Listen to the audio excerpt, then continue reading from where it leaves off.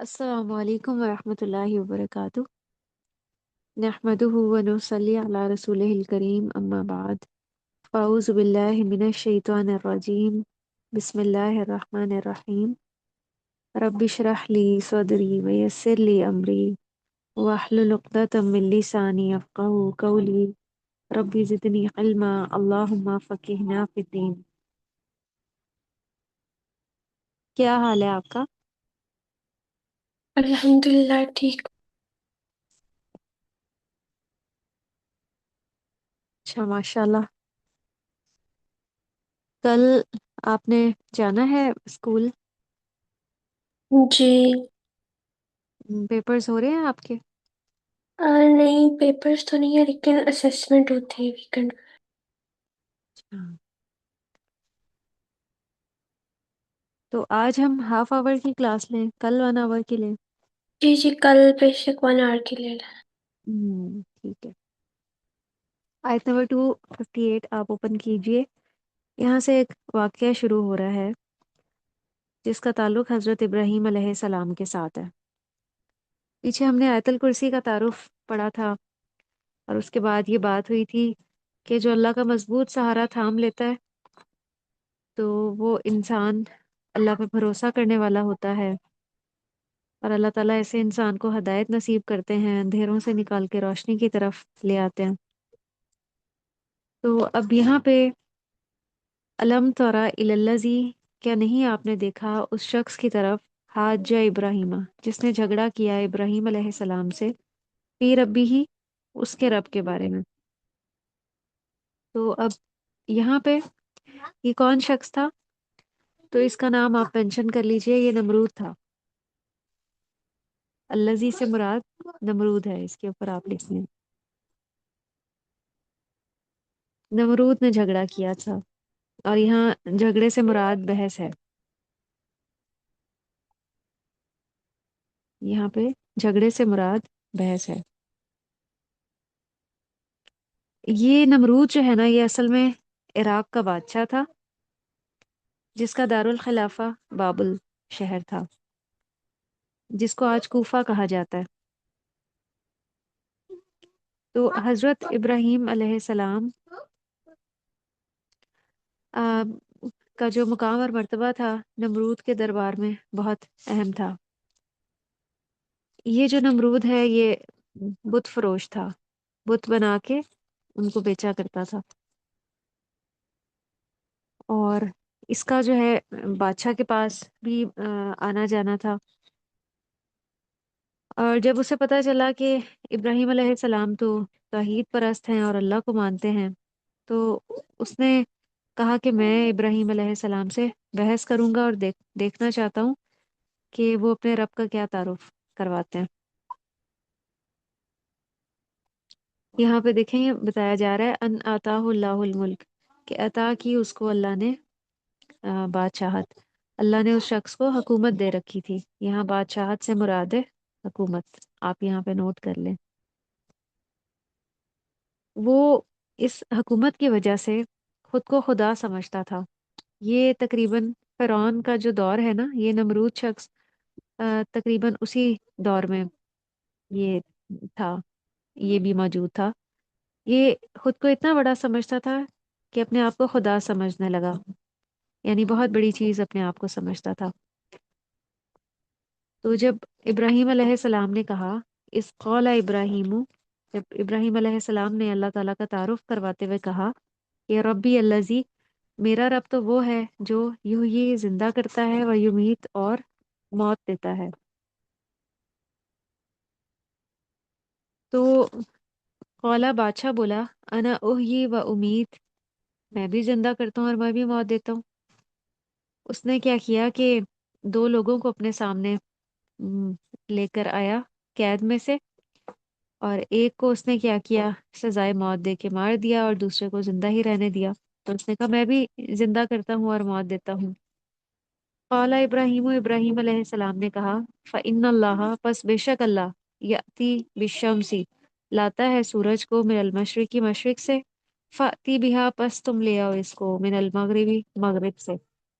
ये अगला तारुफ है जो हजरत इब्राहिम अलैहिस्सलाम ने کروایا۔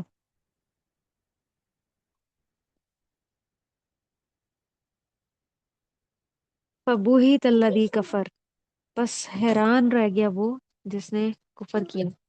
حیران رہنے سے مراد ہے کہ لاجواب ہو گیا، تو اس کا کوئی جواب ہی نہیں ملا کہ میں اب اس کا کیا جواب دوں، کیونکہ کوئی بھی اس چیز پہ قادر نہیں ہے کہ سورج کو مغرب سے نکال سکے۔ دنیا کی چاہے کوئی سپر پاور ہی کیوں نہ ہو، لیکن کسی میں بھی اتنی قدرت اور طاقت نہیں ہے کہ وہ یہ کام کر سکے۔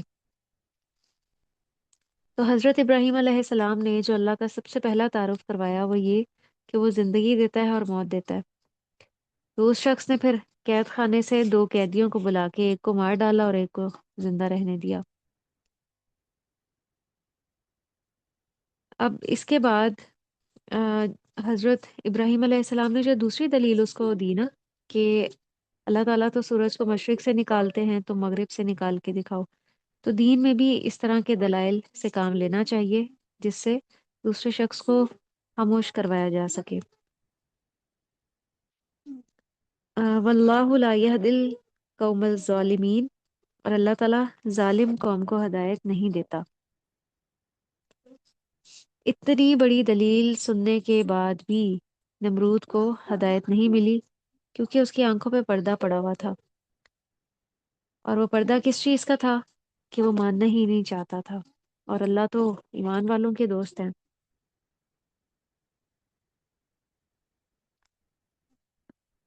تو اس کا جو کفر ہے وہ کیا تھا کہ وہ ماننا ہی نہیں چاہتا تھا، ورنہ اس کو سچائی تو واضح ہو گئی تھی، اللہ کا تعارف سننے کے بعد ہر چیز اس پہ واضح ہو گئی تھی، لیکن وہ اپنا لائف سٹائل اور اپنی حکومت، یہ اپنا اقتدار ترک نہیں کرنا چاہتا تھا، اسی لیے وہ ایمان لے کر نہیں آیا۔ اس نے ان سب چیزوں کو زیادہ اہمیت دی ایمان سے۔ پھر جو اگلا واقعہ ہے وہ ایک اور شخص کا ہے، او کلزی، یا اس شخص کی طرح، مرہ علی قریتن، جو ایک بستی کے اوپر سے گزرا۔ اب یہ کون تھا؟ ان کے بارے میں کہا جاتا ہے کہ حضرت عزیر علیہ السلام تھے۔ آپ بھی اپنے پاس نوٹ کر لیجئے، حضرت عزیر علیہ السلام۔ ان کو جو ہے نا پوری تورات زبانی یاد تھی۔ تورات کس کی کتاب ہے؟ کس پہ نازل ہوئی تھی؟ موسیٰ علیہ ہاں جی، حضرت موسیٰ علیہ السلام پہ۔ یہ جو ہے نا اپنے وطن واپس آ رہے تھے کہ راستے میں انہوں نے ایک اجڑا ہوا وطن دیکھا جو بخت نصر کے حملے کے نتیجے میں ویران ہو گیا تھا، جس کا یہاں ذکر ہے مرہ علی قریتن وہی خاویتن، اور وہ گری ہوئی تھی علی عروشیہا، اوپر اپنی چھتوں کے، یعنی ایک بستی کے پاس سے یہ گزرے جو اپنی چھتوں پہ گری پڑی تھی، بہت ویران تھی۔ قولا، اس نے کہا، انا یحیی ہذہ اللہ بعد موتہا، اللہ تعالیٰ اس کو کس طرح سے زندہ کریں گے اس کی موت کے بعد۔ ان کے دل میں یہ خیال آیا تھا کہ اللہ تعالیٰ اب اس بستی کو کب اور کیسے زندہ کریں گے، یعنی روز قیامت۔ اور اس وقت وہ ایک گدھے پر سوار تھے، اس پر کھانے پینے کا کچھ سامان بھی تھا۔ اس خیال کے آتے ہی اللہ تعالیٰ نے حضرت عزیر علیہ السلام کی روح قبض کر لی۔ تو آ، وہ جو بستی ہے وہ اپنی چھتوں پہ گری پڑی تھی۔ خاویتن کہتے ہیں ویران، ویران مکان۔ تو جب بھی کوئی مکان گرتا ہے تو سب سے پہلے اس کی چھت ہی گرتی ہے، دیواریں بعد میں گرتی ہیں۔ تو کہنے لگے، ان کو یہ خیال آیا کہ اللہ تعالیٰ اس بستی کو اس کے مرنے کے بعد بھلا کیسے زندہ کریں گے۔ اللہ تعالیٰ نے ان کو 100 سال تک کے لیے موت دے دی۔ فَأَمَاتَهُ اللَّهُ مِائَةَ عَامٍ، تو مار دیا اس کو اللہ نے 100 سال، ثم بعثا، پھر اٹھایا اس کو، دوبارہ زندہ کیا 100 سال کے بعد۔ قولا، فرمایا، کم لبستہ، کتنا تم ٹھہرے ہو، یعنی 100 سال حضرت عزیر علیہ السلام وہیں پہ موت کی حالت میں رہے۔ 100 سال کے بعد اللہ تعالیٰ نے ان کو زندہ کیا اور ان سے سوال پوچھا کہ تم کتنا عرصہ اس حالت میں ٹھہرے رہے ہو۔ قولا لبستو یومن، انہوں نے کہا میں ٹھہرا ہوں ایک دن، او بعض یوم، یا کچھ حصہ دن کا۔ ان کو یہ محسوس ہو رہا تھا، یہ فیلنگز آ رہی تھی کہ جیسے میں سو کر اٹھا ہوں۔ تو اس سے یہ پتہ چلتا ہے کہ انسان اگر کئی 100 سال بھی س- آ، موت کی حالت میں رہے تو اٹھنے کے بعد اس کو ایسے ہی محسوس ہوتا ہے جیسے ہم میں سے کسی کو نیند کے بعد محسوس ہوتا ہے۔ آپ بتائیں کہ جب ہم بہت گہری نیند سو رہے ہوں اور ہم اچانک سے اٹھیں تو کیا ہمیں ٹائم کا اندازہ ہوتا ہے کہ کتنا ٹائم ہو گیا ہے؟ ہم کیسے اندازہ لگاتے ہیں ٹائم کا؟ ہمیں لگتا ہے کہ ہم بہت تھوڑی دیر مطلب سوئے ہیں۔ ہم ہم ٹائم دیکھتے ہیں تو ہمیں آئیڈیا ہوتا ہے کہ اچھا ابھی 3 بجے ہیں یا 2 بجے ہیں، جب ہم بہت گہری نیند سو رہے ہوتے ہیں۔ کہ اگر ہم ٹائم نہ دیکھیں تو ہمیں آئیڈیا نہ ہو پائے کہ کتنے آورز کی ہم نے نیند لی ہے۔ اسی طرح جب اللہ تعالیٰ نے ان کو موت دی تھی تو غالباً شام ہو رہی تھی، اور جب دوبارہ ان کو اٹھایا تو دن تھا۔ تو ان کو ایسے ہی لگا کہ جیسے وہ ایک دن یا دن کا کچھ حصہ اس حالت میں رہے ہیں، جبکہ وہ 100 سال اللہ تعالیٰ نے ان کو موت کی نیند سلا دیا تھا۔ تو اللہ تعالیٰ نے پھر فرمایا کہ تم 100 سال اس حالت میں رہے ہو، اور ساتھ ہی فرمایا کہ فنظر الی طعامی کا، یہ فعل امر ہے، بس دیکھو طرف اپنے کھانے کے، و شرابی کا، اور اپنے پینے کے، لم یتسنہ، نہیں وہ خراب ہوا، وہ خراب ہی نہیں ہوا تھا 100 سالوں میں۔ یہ اللہ کی قدرت کی ایک بہت بڑی دلیل ہے، اللہ تعالیٰ جو کرنا چاہیں کر سکتے ہیں، کہ ان کا کھانا بالکل بھی خراب نہیں ہوا۔ حالانکہ ہم دیکھیں کہ ہمیں کھانا سٹور کرنے کے لیے اس کو فریج میں رکھنا پڑتا ہے، پھر جا کے وہ صحیح رہتا ہے، لیکن ان کا کھانا 100 سال کے بعد بھی اسی حالت میں تھا۔ اور اللہ نے فرمایا وَانظُرْ إِلَىٰ حِمَارِكَ، اور دیکھو اپنے گدھے کی طرف، اور جو ان کا گدھا تھا بہت ہی بوسیدہ ہڈیاں ہو چکا تھا۔ اللہ تعالیٰ نے حضرت عزیر علیہ السلام کو تو زندہ کر دیا، لیکن گدھے کو زندہ نہیں کیا، کیونکہ اللہ تعالیٰ اس کے ذریعے انہیں دکھانا چاہ رہے تھے کہ وہ اس بستی کو کس طرح سے زندہ کریں گے۔ گدھا جو ہے وہ ابھی تک ہڈیوں کی مانند پڑا ہوا تھا، تو اللہ نے فرمایا کہ دیکھو اس کی طرف، کس طرح ہم اس کو جو ہے وہ زندہ کرتے ہیں۔ ولینا چالا کا، اور تاکہ ہم بنا دیں تم کو آیت للناس، ایک نشانی لوگوں کے لیے۔ وانظر الی الازامی، اور دیکھو اس کی ہڈیوں کی طرف، کیف ننشزوها، کس طرح ہم جوڑتے ہیں اس کو، یا ہم حرکت دیتے ہیں ان کو، یا اٹھاتے ہیں ان کو۔ ثم نکسوها لحما، پھر ہم پہناتے ہیں ان کو گوشت۔ تو بالکل اسی ترتیب سے جس طرح اللہ تعالیٰ نے ہمیں بنایا ہے کہ سب سے پہلے ہڈیاں ہیں، ہڈیوں کو جوڑا، پھر اس کے بعد ان کو، اس کے اوپر گوشت آیا ہڈیوں کے اوپر، پھر اس کے بعد حرکت اس میں ہوئی، اور اس کو زندہ کر کے اٹھا دیا۔ تو یہی مخلوق کے بھی زندہ کرنے کی ترتیب ہے، سب سے پہلے ہڈیاں ہوتی ہیں، پھر اس پہ گوشت آتا ہے، اور قرآن کی دوسری آیات میں بھی یہ ترتیب ہمیں ملتی ہے۔ تو فلما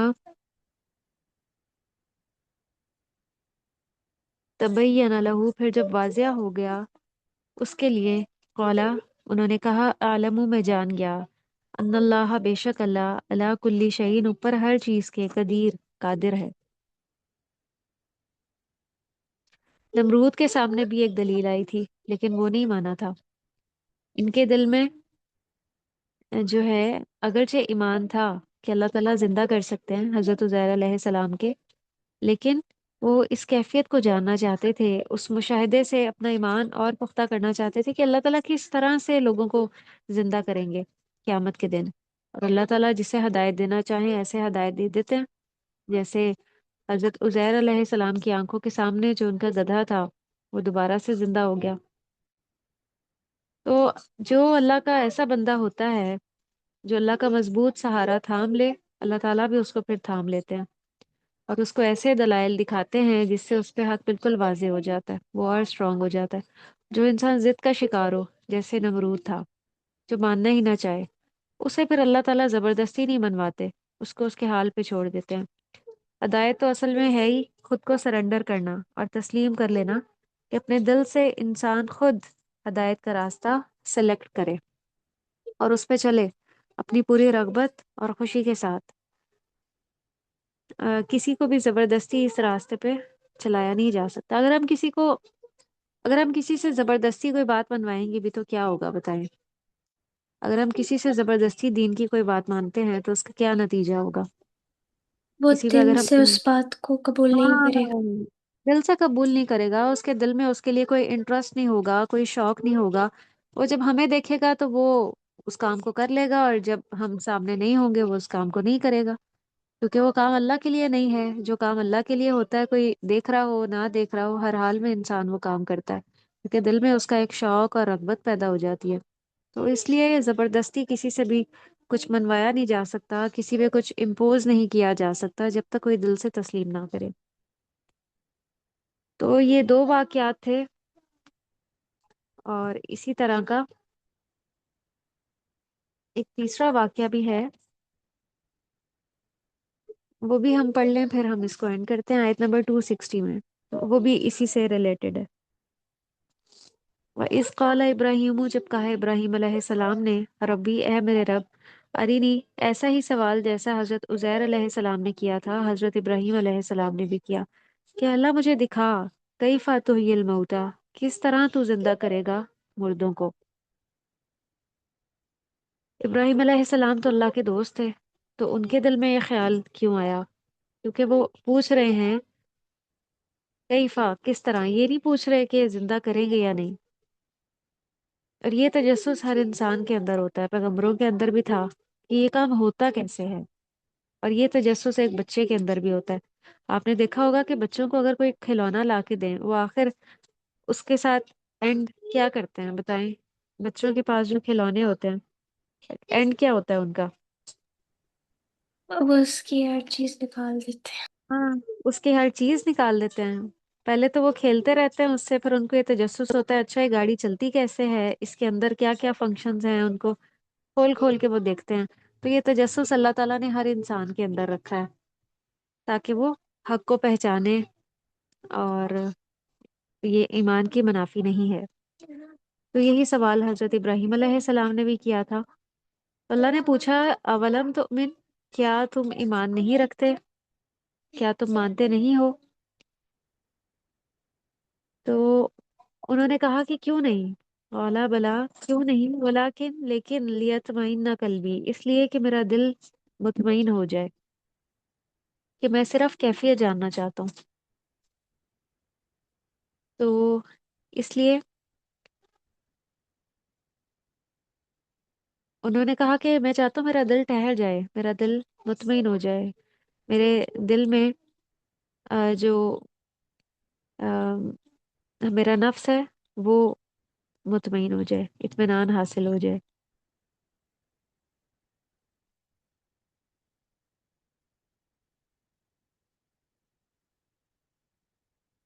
تو اللہ نے فرمایا کہ فخذ اربعۃ من الطیر، پس لے لو 4 پرندوں میں سے، فصرہن، پھر مائل کرو ان کو، الیکا، اپنی طرف، ثم اجعل، پھر رکھ دو، علی کل جبل، اوپر ہر پہاڑ کے، منہن، ان میں سے، جزءاً، ایک حصہ، ثم، پھر، ادعوہن، بلاؤ ان کو، یاتینکا، وہ آئیں گے تمہارے پاس، سایہ، دوڑتے ہوئے۔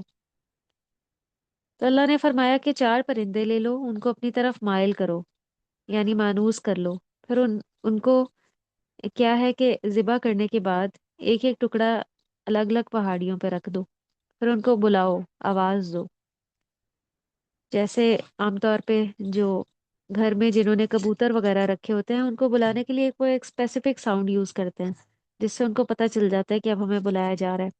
تو جس آواز سے انہوں نے ان پرندوں کو مانوس کیا تھا، تو اللہ تعالیٰ نے کہا کہ وہی آواز سے ان کو بلاؤ۔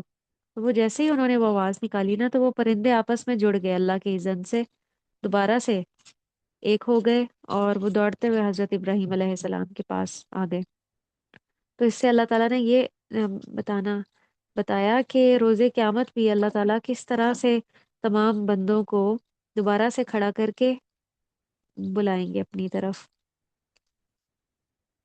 وَعَلَمْ أَنَّ اللَّهَ عَزِيزٌ حکیم، اور جان لو بے شک اللہ تعالیٰ حکمت والے ہیں، غالب ہیں، زبردست ہیں۔ تو اس میں سبق یہ ہے کہ اگر تمہارے مانوس کرنے پر پرندے تمہارے حکم پر دوڑتے ہوئے آ رہے ہیں، تو کیا انسان جس کو اللہ نے بنایا ہے، مرنے کے بعد جب اللہ تعالیٰ اس کو اپنی طرف بلائیں گے، تو क्या वो दौड़ते हुए नहीं आएंगे? वो भी दौड़ते हुए ऐसे ही आएंगे। ऐसे ही हशर होगा, हशर का मैदान, ऐसे ही क्यामत आएगी। तो इन आयात में अल्लाह की पहचान भी है, और ये कि मानने वालों को अल्लाह की अल्लाह ताला ही हदायत देते हैं, और ना मानने वाले जो हैं वो जिद का शिकार होकर अल्लाह की रहमत से दूर हो जाते हैं। तो ला इकराहा फिद्दीन, दीन में कोई जबर और जबरदस्ती नहीं है। दीन में किसी को फोर्स नहीं करना चाहिए। फोर्स करने से मुराद ये है कि किसी को जबरदस्ती नमाज और रोजे के लिए फोर्स नहीं करना चाहिए, लेकिन प्यार मोहब्बत और नरमी के साथ कायल करते रहना चाहिए। इसी तरह जो हिंदू हैं या ईसाई हैं, उनको भी तलवार के जोर पे मुसलमान नहीं किया जा सकता। हजरत उमर रजी अल्लाह अन्हु ने एक नसरानी बुढ़िया को इस्लाम की दावत दी। उसने जवाब में कहा कि मैं तो एक बूढ़ी औरत हूँ और मौत मेरे करीब है, मैं मरने से पहले अपना दीन नहीं छोड़ सकती। हजरत उमर ने ये सुनकर उसको ईमान पर मजबूर नहीं किया, उसको उसके हाल पे छोड़ दिया, और फिर यही आयत तिलावत फरमाई। लेकिन अगर कोई मुसलमान हो जाता है तो फिर अब उस पर लाजिम है कि वो इन सारे असूलों और तरीकों की पाबंदी करे जो इस्लाम उसको देता है। उसको नमाज भी पढ़नी होगी, रोज़ा भी रखना होगा, और उससे रखवाया जाना चाहिए, उसको कहना चाहिए बार बार। अगर कोई नमाज नहीं पढ़ता, रोज़ा नहीं रखता, तो ऐसा नहीं है कि हम उसको बिल्कुल ही उसके हाल पे छोड़ दें कि एक दो दफ़ा उसने हमारी बात नहीं मानी तो हम कहें अच्छा मैंने तो इसको आइंदा कहना ही नहीं, ना मैंने इसको नमाज का कहना है ना रोज़े का। नहीं, ऐसा नहीं है, कहते रहना है जब तक वो उसको करने ना लग जाए। बार बार याद दहानी करवाते रहना है, कभी कुरान की कोई आयत के जरिए, कभी हदीस के जरिए, कभी किसी और जरिए से, ताकि कभी ना कभी वो इंसान, उसका ज़मीर उसको मलामत करे तो वो इस चीज़ से जुड़ जाए।